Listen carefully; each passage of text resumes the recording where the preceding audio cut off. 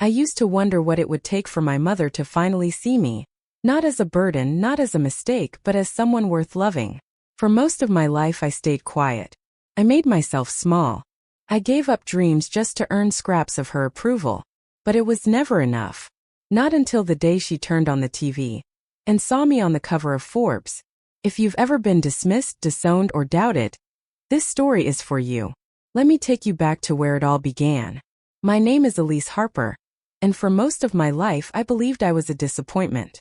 Not because I failed out of school or got into trouble, no, I followed the rules. I said please and thank you. I came home on time. I helped wash the dishes. But none of that mattered in our house because I wasn't Danielle. Danielle was the oldest, the star. She had the smile that lit up rooms, the grades that earned magnets on the fridge, and the attention that never seemed to run out. When she got accepted into Yale, the whole family threw a party. When I got into the local community college, my mother blinked, said, "That's nice," and went back to folding laundry. At first, I tried to earn her love in quiet ways. I'd wake up early to make her coffee. I'd stay up late helping Danielle study for her AP tests. I even gave up ballet classes to babysit the neighbors' kids so my mom could relax on Saturdays. But love in our home wasn't something you earned. It was reserved, rationed like sugar during wartime, and I wasn't on the list. I remember one Thanksgiving when I was maybe 16. I'd spent the whole week making homemade rolls from scratch, using Grandma's old recipe. I even shaped them into perfect little knots. When dinner was served, my mom bit into one, smiled wide, and said, "Danielle, these are amazing." I didn't correct her. I just nodded and said, "Thanks." I'd like to say that moment was the one that broke me, but honestly there were too many to count. The birthdays she forgot. The school concerts she skipped. The way she introduced Danielle as my daughter, the future surgeon, and me as just this one. When I turned 19, I started to pull away. I didn't have the words for it then, but I was grieving the mother I never had. The one who never saw me, not really. I kept hoping she'd come around, that one day I'd do something big enough, good enough, to finally hear her say she was proud of me. But that moment never came. What did come was a slow, sinking realization that some mothers don't change. That for some of us, the love we crave will never arrive wrapped in the voice we hoped it would. It's a hard thing to learn, especially when you're still technically a child, but I learned it, one cold look, one missed hug, one silent birthday at a time. Still, I didn't hate her. Strange how that works. You can be so hurt by someone and still want to bring them flowers. I think it's because children don't stop loving their parents. They stop loving themselves. That's what I did for years, blamed myself. I told myself I was too emotional, too dramatic, too average. I figured if I could just become more like Danielle, maybe then she'd open her heart to me. But I wasn't Danielle. And no matter how I tried, I never would be. I remember lying in bed one night, staring at the ceiling, listening to the sound of the television downstairs. My mom laughing at some sitcom, completely unaware that I was upstairs wondering if I mattered at all. I think that's when something shifted. Not a big explosion, just a quiet click. Like a door in my mind slowly closing. I realized I had two choices. Spend the rest of my life chasing crumbs of affection, or build a life where I didn't need them. Of course, at the time I didn't know how to do that. I didn't know how to start a business or even how to balance a checkbook. But I knew how to survive. And that, I would later learn, was more than enough. This is the story of how I went from being the girl my mother called a burden, to the woman she saw on the cover of Forbes. But before we get there, let me take you back to the day everything fell apart, the day she told me to leave. It happened on a Tuesday. Funny how life can change so completely on a day as ordinary as that. I was 20 years old and 2 semesters into college when I got the call. My grandmother, Mom's mother, had taken a fall. Hip fracture. Complications. She needed someone, and fast. Danielle was living out of state by then, climbing the corporate ladder. My mom said she couldn't handle that kind of stress again. So I said yes. I packed up my things, left school, and moved into Grandma's small creaky house 2 towns over. It wasn't glamorous. She needed help bathing, eating, getting dressed. I cooked, I cleaned, I changed bedsheets at 2 a.m. when her night terrors came. I did it not out of obligation but love. Grandma was the only one who ever made me feel seen. She'd squeeze my hand and whisper, "You're not invisible to me, honey." I thought my mother would understand. Thought she might even be proud I stepped up. She wasn't. Every phone call turned colder. "You're wasting your life," she'd say. "College dropouts don't get anywhere. You'll be lucky if you're bagging groceries in 5 years." One afternoon, 6 months into my caregiving, I stopped by the house to pick up a few things I'd left behind. My textbooks. My photo albums. The door was unlocked, but it didn't feel like home anymore. I walked into the kitchen and found her there. Arms crossed, lips tight. "You need to stop playing house and figure out your future," she snapped. I told her grandma was my future right now, that I was doing something that mattered. And then she said it. "You've always been a burden, Elise. Always. You cling to problems like they're a badge of honor. This family can't keep carrying you." I froze. Not because I hadn't expected the criticism, but because she said it so calmly, like it was just fact. "I'm not asking you for anything," I said, my voice shaking. "You're not getting anything either," she shot back. "Not a penny. Not a roof. Not a place at this table. You made your choice. So go live with it." She handed me a plastic bin with my name scribbled on it in marker. Inside were my high school yearbooks, an old hoodie, and a broken hairdryer. It felt less like a goodbye and more like a disposal. I walked out with that bin and didn't look back. Not because I was strong, but because if I had looked back, I would have broken. I would have begged. And I promised myself I would never beg for belonging again. That night, I cried in the driveway of Grandma's house for 2 full hours. Not because I didn't have anywhere to go, I did. But because the last shred of hope I'd carried, that maybe someday my mother would love me the way she loved Danielle, had just been ripped out of me. I was officially on my own. No money. No degree. No safety net. Just a bruised spirit, a tired body, and a fragile kind of determination. And somehow that would be the beginning, not the end. The first few months after leaving my mother's house were a blur of exhaustion and survival. Grandma's condition got worse before it got better. There were nights I slept in the hallway outside her room, just in case she called out. I'd wake up sore and disoriented, then spend the day chasing down Medicare forms, calling specialists, and learning how to inject insulin because the home nurse didn't show up. I was 20 years old, burning through the last of my youth keeping someone else alive. But I don't regret a second of it. Grandma gave me something no one else ever had: purpose. She used to say, "The world tells women like us we're too much or not enough. Don't you dare listen." So I didn't. Not anymore. When she passed, quietly in her sleep with my hand in hers, I felt something tear inside me. It wasn't just grief. It was the terrifying realization that I had nowhere left to go. No degree. No job. No backup plan. Her house was taken within weeks. The bank had been waiting for her to die. I ended up sleeping in my car for a while.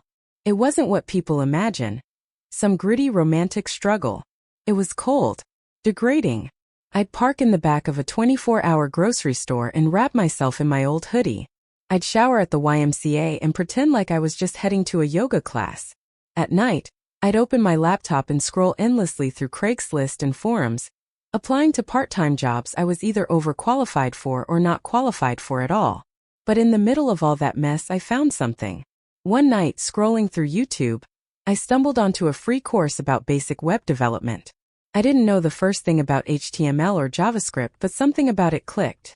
The logic, the structure, the idea of building something from nothing, it felt like a kind of power I'd never tasted before. So I devoured it. Every day, I sat in coffee shops, nursing a $2 cup of tea and teaching myself how to code. When they kicked me out, I'd sit in my car, running tutorials until the battery died. I taught myself Python, then SQL, then machine learning. I found online communities of women in tech who shared resources, tips, even free software.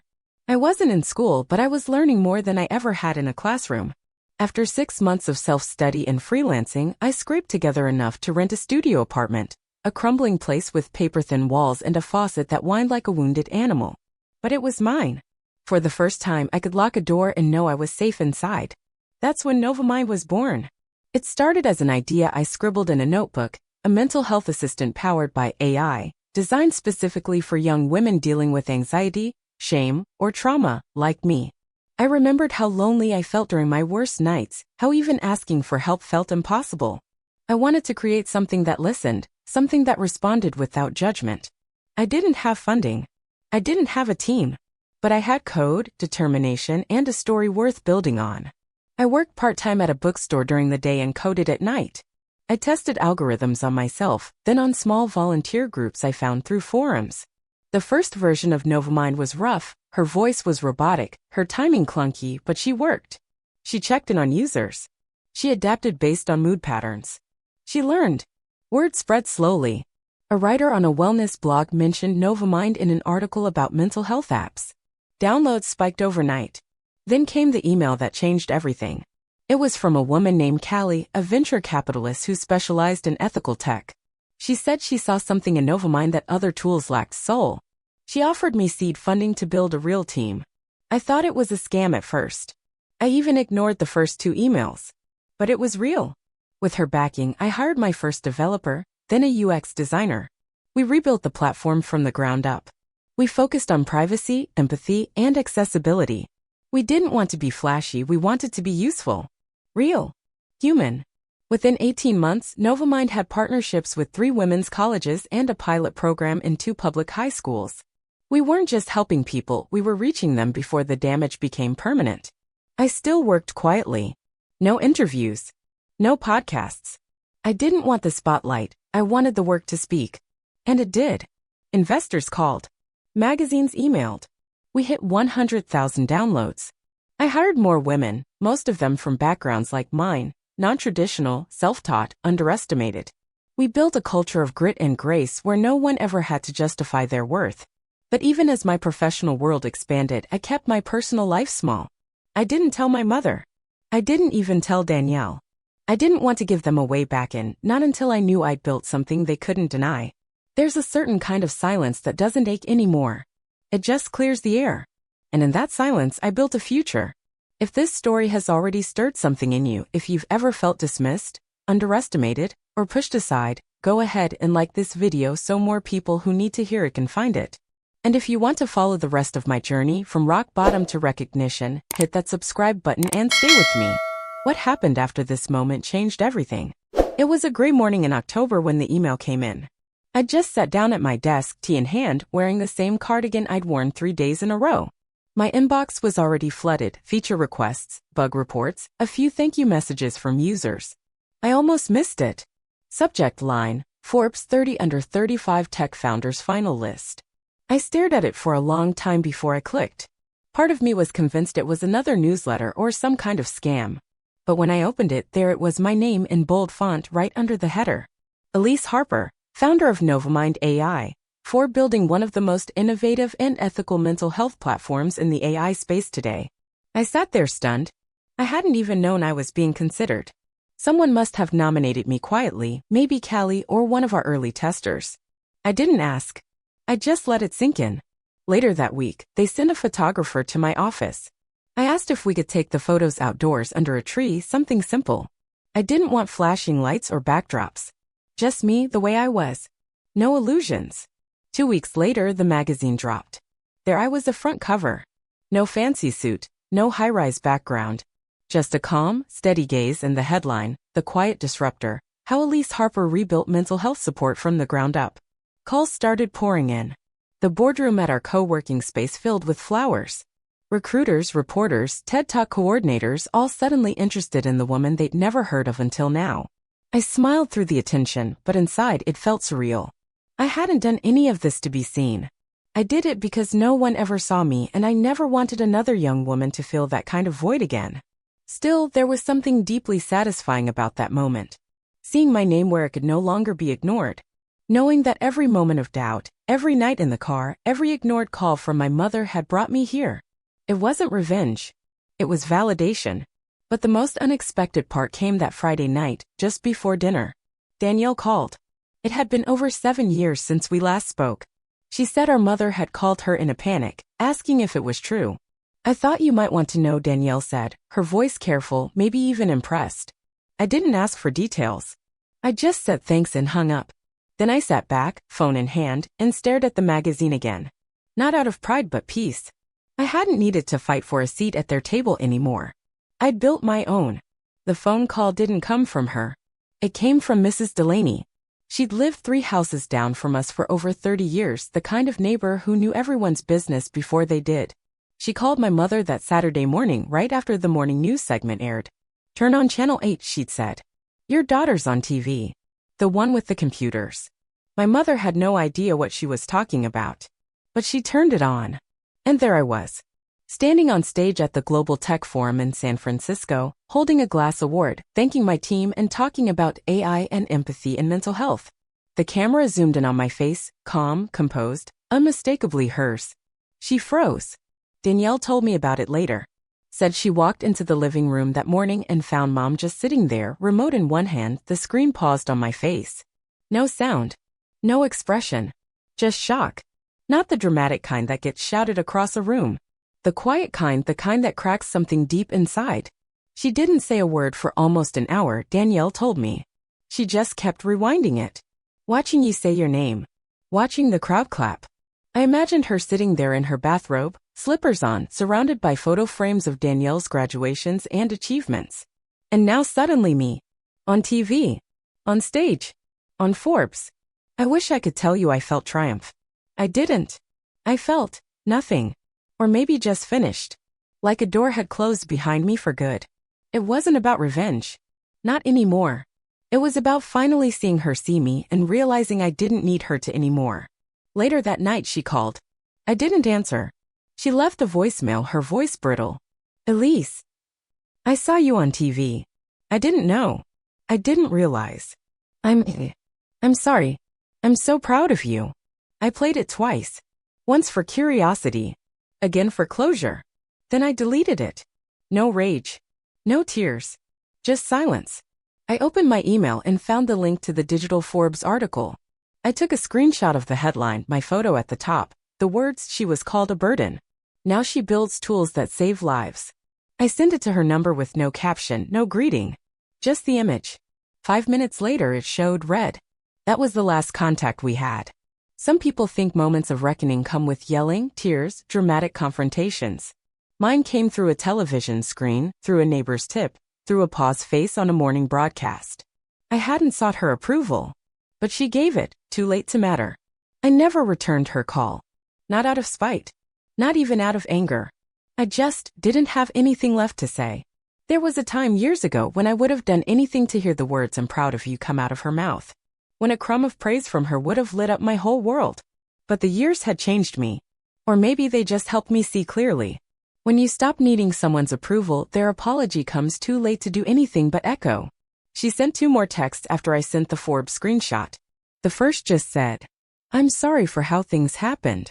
The second came 2 days later. "Do you think we could talk sometime?" I stared at that one for a while. Typed out a dozen replies. Deleted them all. Because what was I going to say?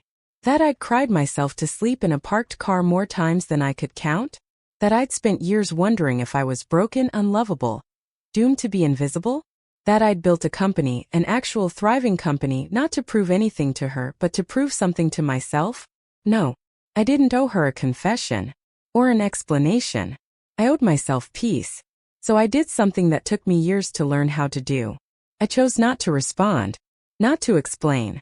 Not to rehash the past. Not to invite her back into a space she'd walked away from when I needed her most. Sometimes closure doesn't come with a door swinging open.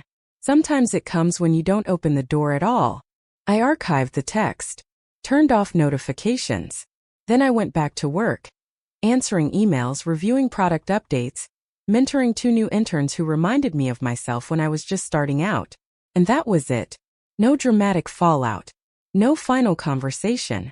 Just the quiet satisfaction of knowing that I didn't need to go back, to move forward. In the months that followed, life got quieter. Not dull. Not empty. Just peaceful. We moved Novamind into a new space. An old converted library with big windows and creaky floors. I picked it on purpose.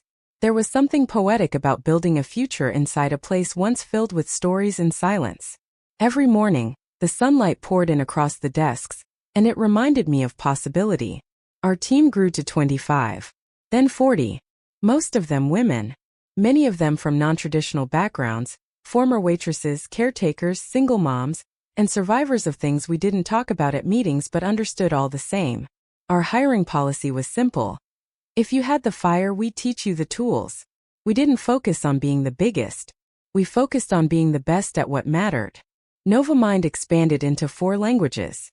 We partnered with a domestic violence shelter in Chicago and a community college in Arizona. We launched an anonymous feature for users in unsafe homes. One morning, I opened an email from a high school senior in Kansas who said, "Your app saved me. I didn't know anyone cared." I cried in my office that day. Not because I was overwhelmed, but because that message reminded me, this wasn't just business. This was redemption, a quiet revolution, and it had my name on it. But I still stayed out of the spotlight. No talk shows. No flashy TEDx stages. I declined most interviews except the ones where I could talk about policy, privacy, or ethics. I didn't want to become a brand, I wanted to build something that lasted. Sometimes people asked me, "Why don't you visit your hometown? Why not show them what you've become?" And the answer was always the same. Because I don't need to. My success isn't about who sees it. It's about why I built it. I no longer needed to prove anything to my mother, to Danielle, to the people who once looked past me. I'd found something better than their praise. I'd found purpose. I'd created a life that didn't hinge on anyone else's permission. And in doing so, I found my people. The young intern who stammers when she speaks up in meetings but builds brilliant code after hours. The designer who thought she'd peaked in retail but now leads a national UX initiative. The mom of 3 who cried when she got her first company laptop, because no one had ever trusted her with something so valuable. I saw pieces of myself in all of them. That quiet determination. That desperate hope. That unshakable truth. We are not burdens. We are blueprints. Now, every morning I drink my tea in that sunlit office, flip through emails, and breathe in a life that I built. Not from privilege or approval, but from grit, grace, and something even harder to come by, belief in myself. Sometimes people ask me if I've forgiven her. It's a question that sits heavy, especially when it comes from people who've never had to earn love with silence. The truth is, yes, I've forgiven her. But that doesn't mean I forgot. Forgiveness, for me, didn't come in a teary reunion or some grand reconciliation. It came quietly, on a rainy Tuesday morning when I let go of needing her to understand or apologize, or be different than she is. I forgave her not for her sake, but for mine. Because I didn't want to carry the weight of her words anymore. I didn't want to keep dragging that old wound into every room I entered, every success I built, every conversation that reminded me I'd once been invisible. What I've learned, and what I tell the women I mentor, is that forgiveness doesn't always mean reopening the door. Sometimes it means wishing someone well, as you walk away for good. We are taught that peace comes through reconciliation, but sometimes peace comes from choosing yourself.